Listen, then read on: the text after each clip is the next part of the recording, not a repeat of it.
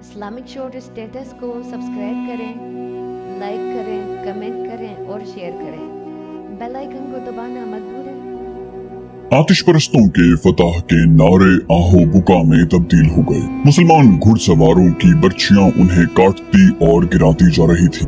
دشمن میں بھگدڑ تو ان ہزاروں عیسائیوں نے مچائی جنہیں جنگ کا تجربہ نہیں تھا، اور اس بھگدڑ میں اضافہ دشمن کے ان سپاہیوں نے کیا جو پہلے مارکوں سے بھاگ گئے تھے۔ وہ جانتے تھے کہ مسلمان کسی کو زندہ نہیں چھوڑیں گے۔ اب مسلمانوں کے نعرے گرج رہے تھے۔ جنگ کا پانسا ایسا پلٹا کہ زرتشت کی آگ سرد ہو گئی۔ بعض مورخوں نے دلجا کے مارکے کو دلجا کا جہنم لکھا ہے۔ آتش پرستوں کے لیے یہ مارکا جہنم سے کم نہ تھا۔ اتنا بڑا لشکر ڈری ہوئی بھیڑ بکریوں کی صورت اختیار کر گیا۔ وہ بھاگ رہے تھے، کٹ رہے تھے، گھوڑوں تلے روندے جا رہے تھے۔ مورخوں نے لکھا ہے کہ اندر زغر زندہ بھاگ گیا، لیکن مدائن کی طرف جانے کی بجائے اس نے صحرا کا رخ کیا۔ اسے معلوم تھا کہ اگر وہ واپس گیا تو ارد شیر اسے جلاد کے حوالے کر دے گا۔ وہ صحرا میں بھٹکتا رہا اور بھٹک بھٹک کر مر گیا۔ دوسرے آتش پرست سالار بہمن جازویہ کی فوج ابھی تک دلجا نہیں پہنچی تھی۔ مسلمانوں کو ایسا ہی ایک اور مارکا لڑنا تھا۔ آتش پرستوں کے دوسرے سالار بہمن جازویہ کو بھی دلجا پہنچنا تھا، اور کس طرح ارد شیر کے مطابق اس کے لشکر کو اپنے ساتھی سالار اندر زغر کے لشکر کے ساتھ مل کر خالد رضی اللہ عنہ کے لشکر پر حملہ کرنا تھا۔ مگر وہ دلجا سے کئی میل دور تھا، اور اسے یقین تھا کہ وہ اور اندر زغر مسلمانوں کو تو کچل ہی دیں گے، جلدی کیا ہے۔ اس کا لشکر آخری پڑاؤ سے چلنے لگا تو 4-5 سپاہی پڑاؤ میں داخل ہوئے۔ ان میں 2 زخمی تھے، اور جو زخمی نہیں تھے ان کی سانسیں پھولی ہوئی تھی۔ تھکن اتنی کہ وہ قدم گھسیٹ رہے تھے۔ چہروں پر خوف اور شب بیداری کے تاثرات تھے، اور ان تاثرات پر دھول کی تہ چڑھی ہوئی تھی۔ ان سے پوچھا گیا، کون ہو تم، کہاں سے آ رہے ہو؟ ان میں سے ایک نے تھکن اور خوف سے کانپتی ہوئی آواز میں کہا، ہم اندر زغر کے لشکر کے سپاہی ہیں، سب مارے گئے ہیں۔ دوسرے نے کہا، وہ انسان نہیں ہے۔ ایک اور کراہتے ہوئے بولا، تم نہیں مانو گے، تم یقین نہیں کرو گے دوستو۔ جازویہ کے لشکر کے ایک کماندار نے کہا، یہ جھوٹ بولتے ہیں، یہ بھگوڑے ہیں اور سب کو ڈرا کر بے قصور بن رہے ہیں۔ انہیں سالار کے پاس لے چلو، ہم ان کے سر قلم کر دیں گے، یہ بزدل ہیں۔ انہیں سالار بہمن جازویہ کے سامنے لے گئے۔ جازویہ نے پوچھا، تم کون سی لڑائی لڑ کر آ رہے ہو؟ لڑائی تو ابھی شروع ہی نہیں ہوئی۔ ایک نے کہا، محترم سالار، جس لڑائی میں آپ نے شامل ہونا تھا وہ ختم ہو چکی ہے۔ سالار اندر زغر لاپتہ ہے۔ ہمارے تیغزن پہلوان 1000 مرد مسلمانوں کے سالار کے ہاتھوں مارا گیا ہے۔ ہم جیت رہے تھے، مسلمانوں کے پاس گھڑ سوار دستے تھے ہی نہیں۔ ہمیں حکم ملا کہ عرب کے ان بدوؤں کو کاٹ دو، ان کی تعداد بہت تھوڑی ہے۔ ہم ان کے جسموں کی بوٹیاں بکھیرنے کے لیے نعرے لگاتے اور خوشی کی چیخیں بلند کرتے آگے بڑھے۔ جب ہم ان سے الجھ گئے تو ہمارے پیچھے سے نہ جانے کتنے ہزار گھڑ سوار ہم پر آ پڑے۔ پھر ہم میں سے کسی کو اپنا ہوش نہ رہا۔ زخمی سپاہی نے ہانپتے ہوئے کہا، سالار اعلیٰ، سب سے پہلے ہمارا جھنڈا گرا، کوئی حکم دینے والا نہ رہا۔ ہر طرف نفسا نفسی اور بھگدڑ تھی۔ مجھے اپنوں کی صرف لاشیں نظر آتی تھی۔ جازویہ نے کہا، میں کس طرح یقین کر لوں کہ اتنے بڑے لشکر کو اتنے چھوٹے لشکر نے شکست دی؟ اتنے میں اسے اطلاع دی گئی کہ چند اور سپاہی آئے ہیں، انہیں بھی اس کے سامنے کھڑا کر دیا گیا۔ یہ 13-14 سپاہی تھے۔ ان کی حالت اتنی بری تھی کہ 3-4 گر پڑنے کے انداز سے بیٹھ گئے۔ جازویہ نے ایک ادھیڑ عمر سپاہی سے جس کا جسم توانا تھا کہا، تم مجھے ان میں سب سے زیادہ پرانے سپاہی نظر آتے ہو، کیا تم مجھے بتا سکتے ہو کہ میں نے جو سنا ہے یہ کہاں تک سچ ہے؟ تم یہ بھی جانتے ہو گے کہ بزدلی کی، میدان جنگ سے بھاگ آنے کی اور جھوٹ بولنے کی کیا سزا ہے؟ اس پرانے سپاہی نے کہا، اگر آپ نے یہ سنا ہے کہ سالار اندر زغر کی فوج مدینہ کی فوج کے ہاتھوں کٹ گئی ہے تو ایسا ہی سچ ہے جیسا آپ سالار ہیں اور میں سپاہی ہوں، اور یہ ایسے ہی سچ ہے جیسے وہ آسمان پر سورج ہے اور ہم سب زمین پر کھڑے ہیں۔ میں نے مسلمانوں کے خلاف تیسری لڑائی لڑی ہے۔ ان کی نفری تینوں لڑائیوں میں کم تھی، بہت ہی کم۔ زرتشت کی قسم میں جھوٹ بولوں تو یہ آگ مجھے جلا دے جس کی میں پوجا کرتا ہوں۔ ان کے پاس کوئی ایسی طاقت ہے جو نظر نہیں آتی۔ ان کی یہ طاقت اس وقت ہم پر حملہ کرتی ہے جب انہیں شکست ہونے لگتی ہے۔ سالار بہمن جازویہ نے کہا، مجھے اس لڑائی کا بتاؤ، تمہارے لشکر کو شکست کس طرح ہوئی؟ اس سپاہی نے پوری تفصیل سے سنایا کہ کس طرح مسلمان اچانک سامنے آ گئے اور انہوں نے حملہ کر دیا، اور اس کے بعد یہ مارکا کس طرح لڑا گیا۔ سپاہی نے کہا، ان کی جو طاقت ہے جس کا میں نے ذکر کیا ہے وہ گھڑ سوار دستے کی صورت میں سامنے آئی۔ اس دستے میں ہزاروں گھوڑے تھے، ان کے हमले से पहले ये घोड़े कहीं नजर नहीं आए थे। इतने हजार घोड़ों को कहीं छुपाया नहीं जा सकता। हमारे पीछे दरिया था, घोड़े दरिया की तरफ से आए और हमें उस वक्त पता चला जब मुसलमान सवारों ने हमें काटना और घोड़ों तले रौंदना शुरू कर दिया। आली मकाम, ये है वो ताकत जिसकी मैं बात कर रहा हूँ। दूसरी तरफ खालिद रज़ी अल्लाह अन्हु अपने लश्कर से खिताब कर रहे थे, तुम में ईमान की ताकत है। ये खुदा वाहदहू ला शरीक का फरमान है कि तुम में सिर्फ 20 ईमान वाले हुए तो वो 200 कुफार पर गालिब आएंगे। आतिश परस्तों का लश्कर और उनके साथी ईसाई भागकर दूर निकल गए थे। मैदान जंग में लाशें बिखरी हुई थी और एक तरफ माल गनीमत का अंबार लगा हुआ था। खालिद रज़ी अल्लाह अन्हु उस अंबार के करीब अपने घोड़े पर सवार अपनी फौज से खिताब कर रहे थे। वो कह रहे थे, खुदा की कसम, कुरान का फरमान तुम सब ने अमली सूरत में देख लिया है। क्या तुम आतिश परस्तों के लश्कर को देख कर घबरा नहीं गए थे? आने वाली नस्लें कहेंगी कि ये कमाल खालिद बिन वलीद का था कि उसने अपने सवारों को छुपा कर रखा हुआ था और उन्हें उस वक्त इस्तेमाल किया जब दुश्मन मुसलमानों को काटने और कुचलने के लिए आगे बढ़ाया था। लेकिन मैं कहता हूँ कि ये करिश्मा ईमान की कुव्वत का था। खुदा उनके साथ होता है जो उसके रसूल सल्लल्लाहु अलैहि वसल्लम की जात पर ईमान लाते हैं। मेरे दोस्तों, हमें और आगे जाना है। ये आतिश परस्तों की नहीं, अल्लाह की सरजमीन है और हमें जमीन के आखिरी सिरे तक अल्लाह का पैगाम पहुंचाना है। मैदान जंग फतह और नुसरत के नारों से गूंज रहा था। उसके बाद खालिद रज़ी अल्लाह अन्हु ने अपनी सिपाह में माल गनीमत तकसीम किया। मालूम हुआ कि अब के माल गनीमत पहली दोनों जंगों की निस्बत कहीं ज्यादा है। खालिद रज़ी अल्लाह अन्हु ने हस्बे मामूल माल गनीमत का 5वां हिस्सा बैतुल माल के लिए मदीने भिजवा दिया। उस वक्त तक आतिश परस्तों के सालार बहमन जाज़ोया को पूरी तरह यकीन आ गया था कि अंदर जिगर का लश्कर मुसलमानों के हाथों कट गया है और अंदर जिगर ऐसा भागा है कि लापता हो गया है। बहमन जाज़ोया ने अपने एक सालार जाबान को बुलाया। जाज़ोया ने कहा, तुम अंदर जिगर का अंजाम सुन चुके हो। हमारे लिए किसरा का हुक्म ये था कि हम दुलजा में अंदर जिगर के लश्कर से जा मिले। अब वो सूरत खत्म हो गई है। क्या तुमने सोचा है कि अब हमें क्या करना चाहिए? जाबान ने कहा, हम और जो कुछ भी करें हमें भागना नहीं चाहिए। जाज़ोया ने कहा, लेकिन जाबान, हमें अब कोई कार्रवाई अंधाधुंध भी नहीं करनी चाहिए। मुसलमान हमें तीसरी बार शिकस्त दे चुके हैं। क्या तुमने महसूस नहीं किया कि वो वक्त गुजर गया है जब हम मदीना के लश्कर को सहराई लुटेरे और बद्दू कहा करते थे? अब हमें सोच समझकर आगे बढ़ना हो। जाबान ने कहा, हमारी इन तीनों शिकस्तों की वजह सिर्फ ये मालूम होती है कि हमारा जो भी सालार मदीने वालों से टक्कर लेने गया वो इस अंदाज से गया जैसे वो चंद एक सहराई कज़ाकों की सरकूबी के लिए जा रहा हो। जो भी गया वो दुश्मन को हकीर और कमजोर जानकर गया। हमारी आंखें पहली शिकस्त में ही खुल जानी चाहिए थी, लेकिन ऐसा न हुआ। आपने भी तो कुछ सोचा होगा। जाज़ोया ने कहा, सबसे पहली सोच मुझे जो परेशान कर रही है वो ये है कि किसरा उर्द शेर बीमार पड़ा है। मैं जानता हूँ उसे पहली 2 शिकस्तों के सदमे ने बिस्तर पर डाल दिया है और एक और शिकस्त की खबर उसे ले डूबेगी। ये भी हो सकता है कि इस शिकस्त की खबर पहुँचाने वाले को वो कत्ल ही करवा दे। जाबान ने कहा, लेकिन जाज़ोया, हम किसरा की खुशनुदी के लिए नहीं लड़ रहे, हम जरतुश्त की अजमत और आन की खातिर लड़ रहे हैं। जाज़ोया ने कहा, मैं तुमसे एक मशवरा लेना चाहता हूँ जाबान। तुम देख रहे हो कि किसरा ने हमें जो हुक्म दिया था वो बेमकसद हो चुका है। मैं मदाइन चला जाता हूँ, किसरा से नया हुक्म लूंगा। मैं उसके साथ कुछ और बातें भी करना चाहता हूँ। उसे भी ये कहने की आदत हो गई है कि जाओ और मुसलमानों को कुचल डालो। उसे अभी तक किसी ने बताया नहीं कि जंगी ताकत सिर्फ हमारे पास नहीं। मैंने मान लिया है कि लड़ने की जितनी अहलियत और जितना जज्बा मुसलमानों में है वो हमारे यहाँ नापैद है। जाबान ताकत के घमंड से किसी को शिकस्त नहीं दी जा सकती। जाबान ने कहा, मैं भी इसी को बेहतर समझूंगा। आप कूच को रोक दें और मदाइन चले जाएं। जाज़ोया ने हुक्म के लहजे में कहा, कूच रोक दो, लश्कर को यहीं खैमा जन कर दो। मेरी वापसी तक तुम लश्कर के सालार होगे।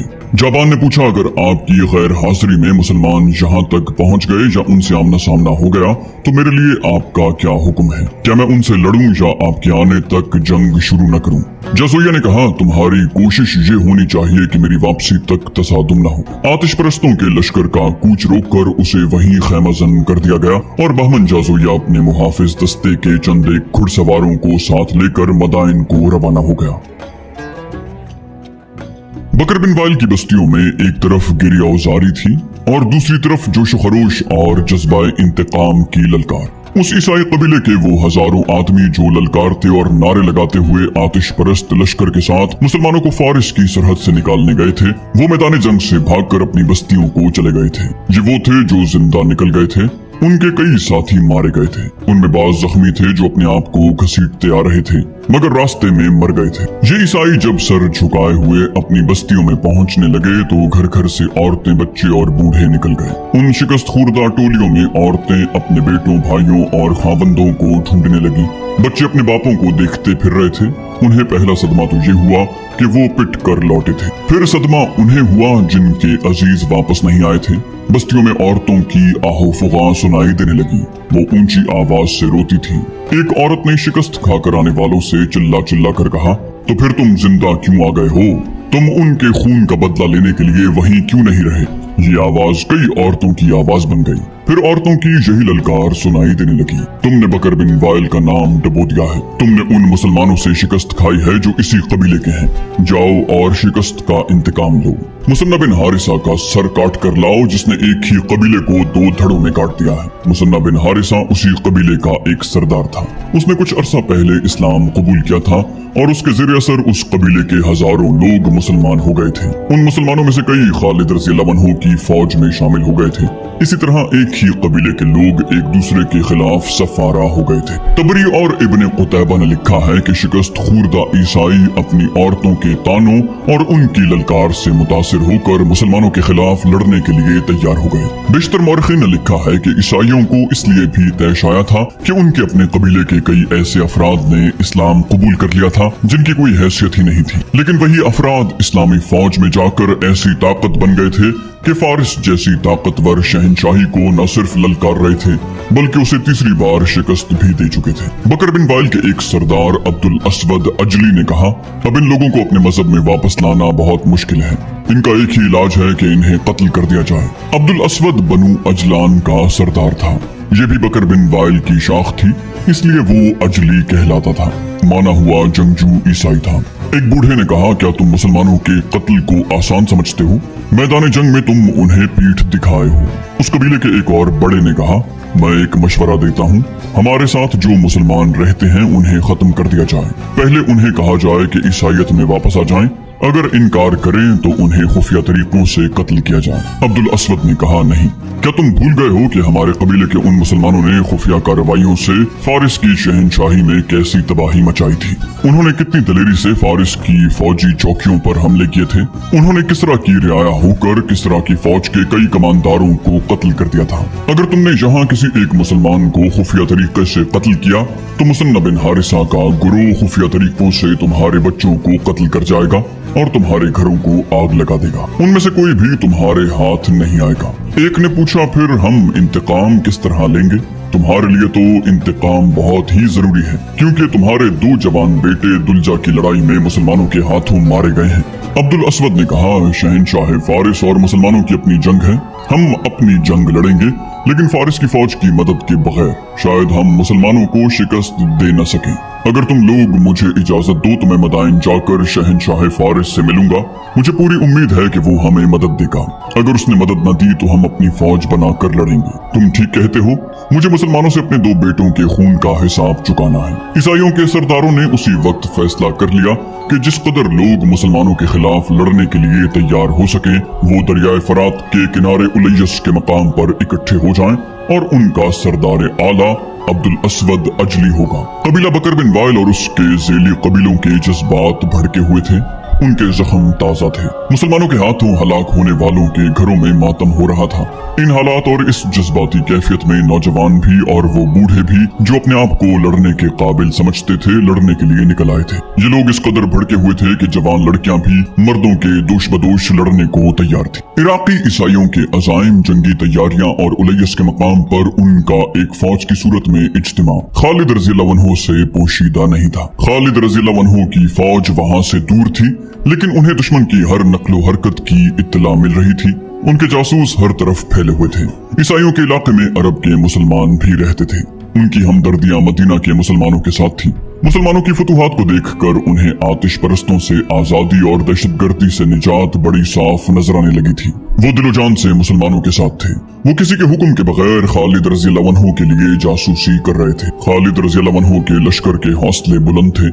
इतनी बड़ी जंगी ताकत पर मुसलसल 3 फतूहात ने और बेशुमार माल गनीमत ने और इस्लामी जज्बे ने उनके हौसलों को तरोताजा रखा हुआ था। लेकिन खालिद रज़ी अल्लाह अन्हु जानते थे कि उनके मुजाहिदीन की जिस्मानी हालत ठीक नहीं। मुजाहिदीन के लश्कर को आराम मिला ही न था। वो कूच और पेशकदमी की हालत में रहे या मैदान जंग में लड़ते रहे। खालिद रज़ी अल्लाह अन्हु अपने सालारों से कह रहे थे, इन्हें मुकम्मल आराम करने दो, इनकी हड्डियां भी दुख रही होंगी। जितने भी दिन मुमकिन हो सका मैं इन्हें आराम की हालत में रखूंगा और उन दस्तों को भी यहीं बुला लो जिन्हें हम दजला के किनारे दुश्मन पर नजर रखने के लिए छोड़ आए थे। तुम में मुझे मुसन्ना बिन हारिसा नजर नहीं आ रहा।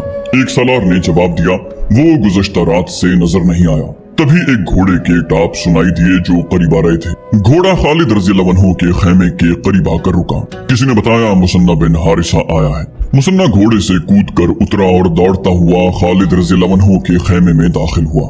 मुसन्ना ने पुरजोश आवाज में कहा, तुझ पर अल्लाह की रहमत हो वलीद के बेटे, और बैठने के बजाय खेमे में टहलने लगा। खालिद रज़ी अल्लाह अन्हु ने मुस्कुराते हुए कहा, खुदा की कसम इब्ने हारिसा, तेरी चाल ढाल और तेरा जोश बताता है कि तुझे कहीं से कोई खजाना मिल गया है। मुसन्ना बिन हारिसा ने कहा, खजाने से ज्यादा कीमती खबर लाया हूँ इब्ने वलीद। मेरे कबीले के ईसाइयों का एक लश्कर तैयार होकर उलैस के मकाम पर जमा होने के लिए चला गया है। उनके सरदारों ने दरवाजे बंद करके हमारे खिलाफ जो मंसूबा बनाया है वो मुझ तक पहुँच गया है। खालिद रज़ी अल्लाह अन्हु ने पूछा, क्या यही खबर लाने के लिए तू रात से किसी को नजर नहीं आया? मुसन्ना ने जवाब दिया, हाँ, वो मेरा कबीला है। मैं जानता था कि मेरे कबीले के लोग इंतकाम लिए बगैर चैन से नहीं बैठेंगे। मैं अपना हुलिया बदलकर उनके पीछे चला गया था। जिस मकान में बैठकर उन्होंने हमारे खिलाफ लड़ने का मंसूबा बनाया है, मैं उसके साथ वाले मकान में था। मैं वहां से पूरी खबर लेकर निकला हूँ। दूसरी इत्तला ये है कि उनके सरदार इस मकसद के लिए मदाइन चले गए हैं और वो उर्द शेर से फौजी मदद लेकर हम पर हमला करेंगे। खालिद रज़ी अल्लाह अन्हु ने कहा, तो इसका मतलब ये हुआ कि मैं अपने लश्कर को आराम की मोहलत नहीं दे सकूंगा। क्या तुम पसंद नहीं करोगे कि जिस तरह हमने दुलजा में आतिश परस्तों को तैयारी की मोहलत नहीं दी थी, उसी तरह हम ईसाइयों और आतिश परस्तों के इज्तिमा से पहले ही उन पर हमला कर दें? मुसन्ना ने कहा, खुदा तेरी उम्र दराज करे इब्ने वलीद, तरीका यही बेहतर है कि दुश्मन का सर उठने से पहले ही कुचल दिया जाए। खालिद रज़ी अल्लाह अन्हु ने अपने दूसरे सालारों की तरफ देखा जैसे वो उनसे मशवरा मांग रहे हों। सालार आसिम बिन अमर ने कहा, होना तो ऐसा ही चाहिए, लेकिन लश्कर की जिस्मानी हालत देख लें। क्या हमारे लिए ये फायदेमंद न होगा कि कम से कम 2 दिन लश्कर को आराम करने दें? दूसरे सालार अदी बिन हातिम ने कहा, हाँ इब्ने वलीद, कहीं ऐसा ना हो कि पहली 3 फुतूहात के नशे में हमें शिकस्त का मुंह देखना पड़े। खालिद रज़ी अल्लाह अन्हु ने कहा, इब्ने हातिम, मैं तेरे इतने अच्छे मशवरे की तारीफ करता हूँ, लेकिन ये भी सोच के हमने 2 दिन ईसाइयों को दे दिए तो क्या ऐसा नहीं होगा कि फारिस का लश्कर उनसे आन मिलेगा? अदी बिन हातिम ने कहा, ऐसा हो सकता है, लेकिन बेहतर ये होगा कि आतिश परस्तों के लश्कर को आने दें। यूं भी तो हो सकता है कि हम बकर बिन वाइल के ईसाइयों से उलझे हों और आतिश परस्त अकब से हम पर आ पड़े। जिस जिसको हमारे खिलाफ लड़ना है उसे उस मैदान में आने दें जहां वो लड़ना चाहते हैं। मुसन्ना बिन हारिसा ने कहा, इब्ने वलीद, क्या तू मुझे इजाजत नहीं देगा कि ईसाइयों पर हमले की पहल मैं करूं? खालिद रज़ी अल्लाह अन्हु ने पूछा, तूने ऐसा क्यों सोचा है? मुसन्ना बिन हारिसा ने कहा, इसलिए कि जितना उन्हें मैं जानता हूँ उतना कोई और नहीं जानता, और मैं इसलिए भी सबसे आगे होकर उन पर हमला करना चाहता हूँ कि उनके मंसूबे में ये भी शामिल है कि उनके कबीले के जिन लोगों ने इस्लाम कबूल किया है उन्हें कत्ल कर दिया जाए। मैं उन्हें कहूंगा कि देखो कौन किसे कत्ल कर रहा है। खालिद रज़ी अल्लाह अन्हु ने पूछा, इस वक्त हमारी नफरी कितनी है? एक सालार ने कहा, 18,000 से कुछ ज्यादा ही होगी। खालिद रज़ी अल्लाह अन्हु ने कहा, जब हम फारिस की सरहद में दाखिल हुए थे तो हमारी नफरी 18,000 थी। इस इलाके के मुसलमानों ने मेरी नफरी कम नहीं होने दी। मौरखों ने लिखा है कि उन 3 जंगों में बहुत से मुसलमान शहीद और शदीद जख्मी हुए थे। बाज ने लिखा है कि नफरी तकरीबन आधी रह गई थी, लेकिन मुसन्ना बिन हारिसा के कबीले ने नफरी की कमी पूरी कर दी।